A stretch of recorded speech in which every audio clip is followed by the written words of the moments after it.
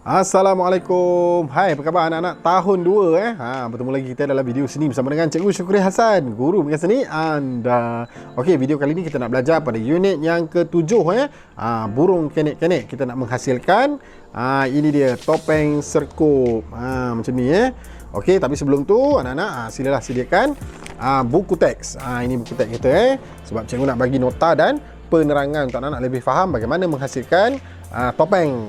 Okey, dah bersedia? Apa lagi? Jom kita belajar.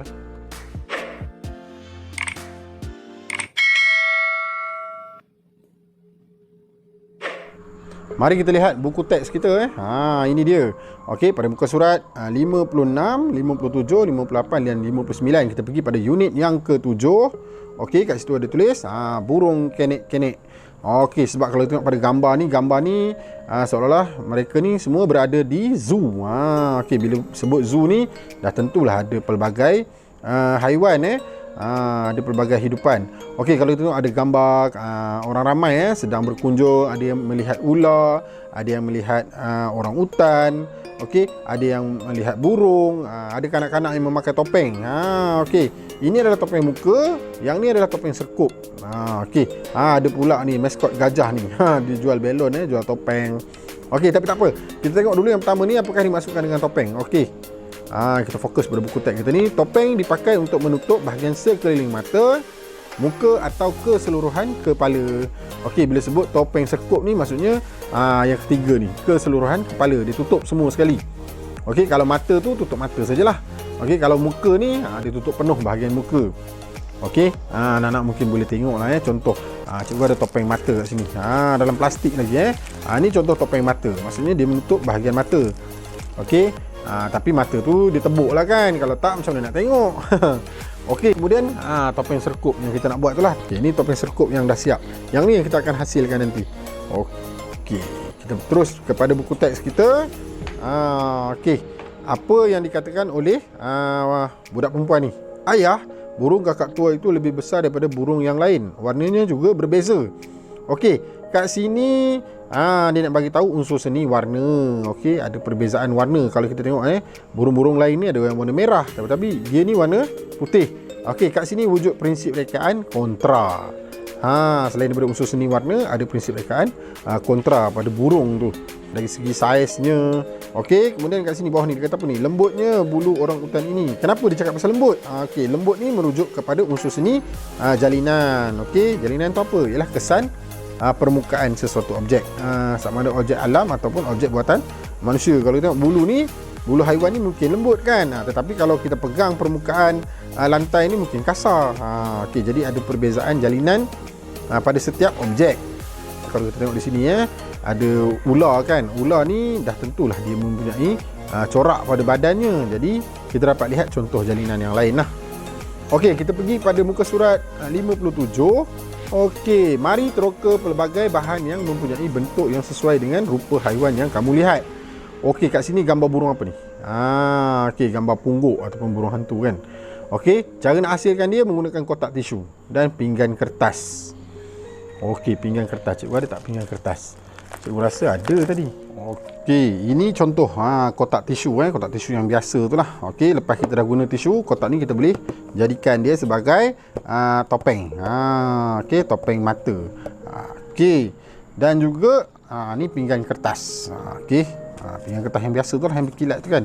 Yang kalau yang polystyrene tu mungkin susah nak guna. Yang ni dia kertas, jadi mudah sikit. Okey, seterusnya kita tengok yang ni topeng muka bola hiasan. Okey, bola hiasan tu macam mana? Ni dia, cikgu ada contoh, boleh nampak lah Okey, ada macam-macam warna ni dalam ni. Dia lembut je, sifatnya lembut. Jadi kita boleh rasalah jalinan yang terdapat pada berbola hiasan ni. Alright, tu contoh. Okey, kita tampal pada pinggan ni lah, pinggan kertas tadi. Okey, yang macam ni kan. Mudah je untuk kita menghasilkan topeng muka gambar rupa monyet tu. Okey, kemudian yang ketiga ni topeng serkup. Okey, menggunakan kotak dan juga kertas tebal. Kertas tebal ni mungkin kita boleh gunakan manila card. Cikgu ada contoh manila card yang begini kan. Okey, ni warna merah, ni warna kuning. Okey, kalau besar manila card ni kita bolehlah potong. Tak adalah nak guna semua kan. Kita terus kepada muka surat seterusnya. Ini dia. Okey, topeng serkup si burung kenik-kenik. Kita nak buat topeng serkup. Ini langkah-langkah dia. Okey, ada 5 langkah. Kita kena tengoklah satu persatu. Sebelah sini ada alat dan bahan. Okey, kita tengok ni ada kertas warna, kain felt, gam, gunting, pensel, pita pelekat 2 muka, pengokot, kad manila dan bahan hiasan. Yang tu cikgu nak tunjuk pada anak-anak lah Yang pertama kertas warna. Ada tak kertas warna? Mestilah ada kan. Yang pertama kertas warna. Okey, ni kertas warna saiz A4 lah yang biasa tu. Dalam ni ada macam-macam warna. Okey, tapi kita bukan nak guna semua kan. Kita nak guna sebahagian saja. Kemudian kain felt. Kain felt ni cikgu ada satu contoh kain felt yang dah siap potong untuk cikgu buat topeng serkup tu macam ni. Okey, ada lagi contoh-contoh yang lain ada banyak ni. Okey, dalam ni ada pelbagai warna kalau nampak lah. Alright. Okey, ini semua kain felt. Dia lembut je. Kita boleh jahit sebenarnya, kita boleh potong dengan gunting. Okey, seterusnya gam. Ni gam lah, gam biasa tu. Okey, ataupun orang panggil ni gam kuat kan. Dan kita ada gunting. Kena sediakan gunting lah.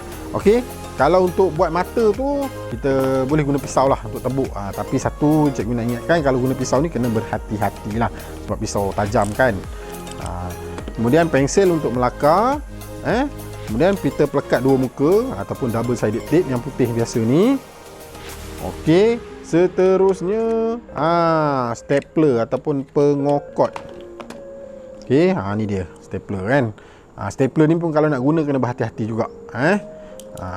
Kemudian kad manila cikgu dah tunjuk tadi. Ni contoh kad manila lah, warna merah Okey, kad manila ni sebab dia tebal. Kalau kita nak buat topeng tu dia kata sangat bagus lah. Seterusnya bahan hiasan. Bahan hiasan tu macam mana? Okey, ini contoh berbola. Okey, berbola hiasan.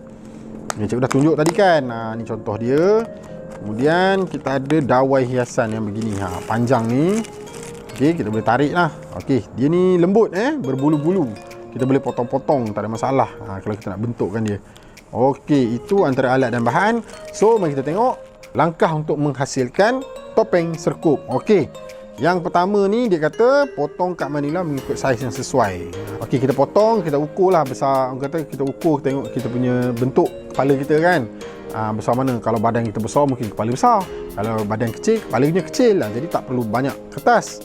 Langkah kedua, lakarkan mata burung dengan template mata pada ukuran yang sesuai dan gunting. Okey, yang ni kita gunakan kertas lukisan biasa dulu. Okey, kita nak buat mata kan, jadi kita kena tanda lah. Okey, sebaik-baiknya kalau ada pembaris tu kita boleh ukur dengan pembaris. Contoh kita jarakkan mata kiri dengan mata kanan tu lebih kurang dalam 4 cm. Contoh, ni contohnya Okey, kita tanda. Alright. Kemudian apa nak buat? Macam cikgu gunakan jangka lukis. Jadi lebih mudah lah. Okey, kita ambil jangka lukis ni.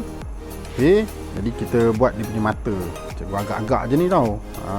Kita gunakan kuasa agak-agak. Contoh macam ni. Okey, kita buat sikit bulatan kat situ.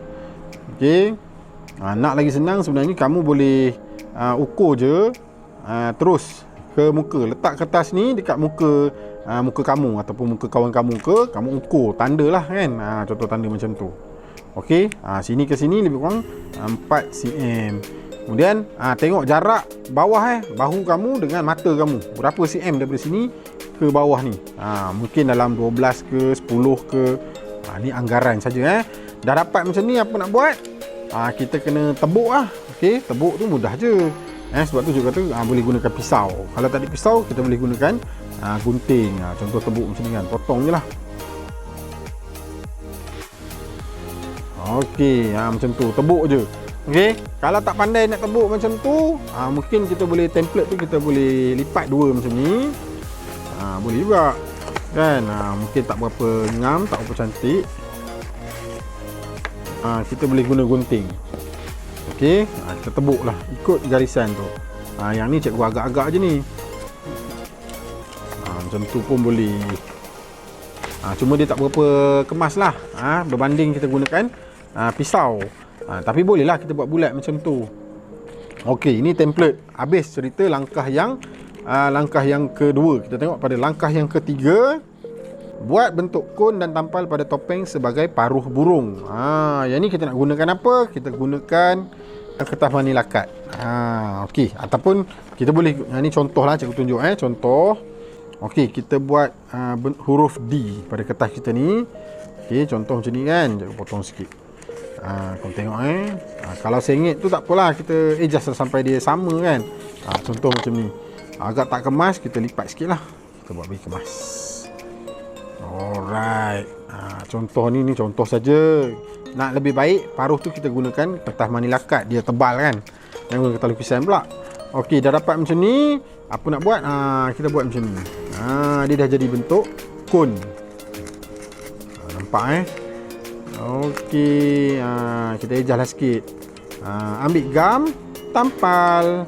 Okey, tapi sebelum tu kita kena potong lah bahagian bawah ni kan, sebab kita nak tampal dia. Dah jadi macam ni, kita ambil gam, kita lekat sajalah. Okey, gunakan gam kuat ni, gam uhu ni. Nampak boleh faham Apa pun kita buat huruf D dulu macam ni. Okey, dah buat D macam ni, buat macam tu. Terus jadi kon. Okey, selesai langkah ketiga, kita nak langkah keempat. Hiaskan topeng serkup dengan bahan berunsur jalinan.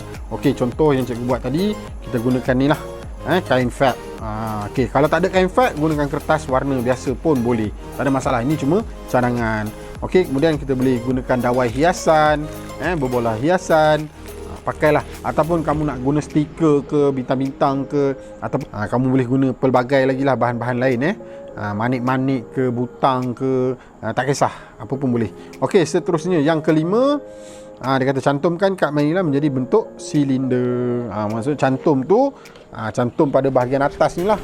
Okey, kalau nampak tu, okey, ni bentuk silinder kan. Okey, kalau kita nampak, ni dia, yang bahagian atas ni kita cantum, kita lekatkan dia, okey, supaya dia rapat. Tu dia. Ni contoh je lah. Yang ni dah siap kan. Dah selesai yang kelima ni, maka siaplah kita punya karya topeng serkup. Okey, terima kasih kepada semua yang menonton video bahagian 1 nota dan penerangan. Kita pergi pada video yang kedua, penghasilan karya. Okey, kita jumpa lagi. Bye bye. Assalamualaikum.